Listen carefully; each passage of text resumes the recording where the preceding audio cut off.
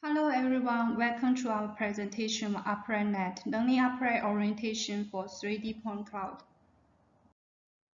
A key challenge in learning online point cloud data is to learn features that are invariant or equivalent with respect to geometric transformation.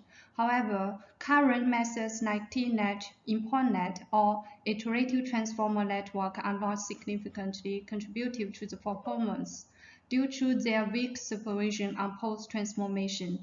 That orientation estimation is used as an auxiliary task of shape analysis to provide strong supervision on feature learning. However, it's an open challenge to recover the upright orientation for general 3D models. First, estimating the upright orientation is intuitively a continuous rotation problem for which the convergence solution is fragile due to the diverse variation between different shape categories. On the other side, converting the continuous orientation problem into a discrete orientation task may also suffer from problems like low discrimination or rough estimation. Additionally, determining the upright orientation of a 3D object requires comprehensive consideration of serious rules that is hard to solve the problem based on handcrafted geometric features due to the possible bias or conflict among features. To solve these problems, we take full advantage of a common functional structure, the database of the model, and convert the continuous orientation task into a classification or segmentation problem that we simplify the orientation estimation but also reserve the continuity of the solution space. We propose a new simple network architecture, the UprightNet, for segmenting supporting points.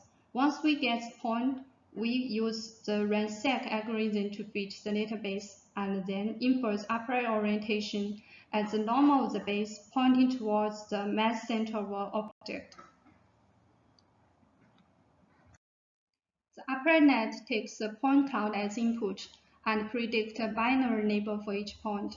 The architecture first applies 3 edge convert layers to expand the feature dimension and group points in both Euclidean and semantic space. Then our stacked attention layers are used to emphasize co-information by concatenating hierarchical features from different attention layers, followed by a multi-perception layer and a max pooling operation. We obtain the global features of the point cloud.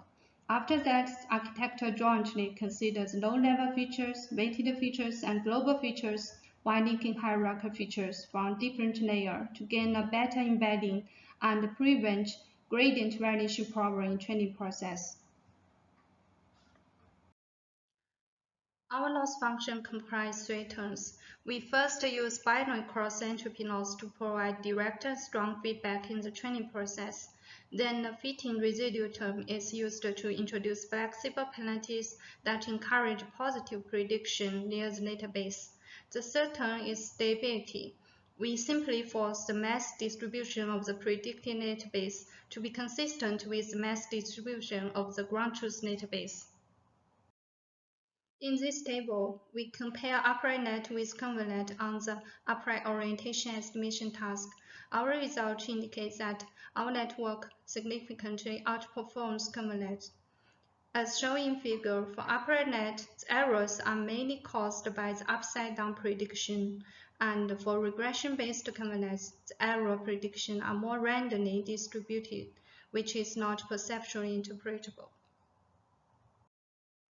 To validate the generalization capability, we test the trained UprightNet and ConverNet on ANSI dataset called UprightNet 5. Our result shows that UprightNet achieves much higher accuracy than ConverNet on all categories. We also validate the transfer capability of UprightNet via downstream classification task. The resulting table suggests that our network gains much stronger expressive power on rotation variation than other designs. We visualize the feature map learned by UprightNet. The point close to the database gain higher response as we expected, and the point closing to the upright axis also gain high, which is a positive phenomenon, as it represents a strong response to the stability term.